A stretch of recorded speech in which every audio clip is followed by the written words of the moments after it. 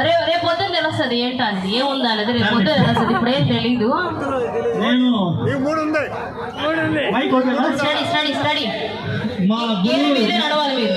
గురుకృష్ణ మేనమామ అని మా మరణలు చిట్టేల నుంచి నా ప్రోగ్రాం కోసం వచ్చింది అవి చూడాలని. నేను ఆర్టిస్ట్ కాదు, మన ఆదిత్య నగర్ వాసుని మామూడూరు శ్రీనివాసుని గురు మేనమామని.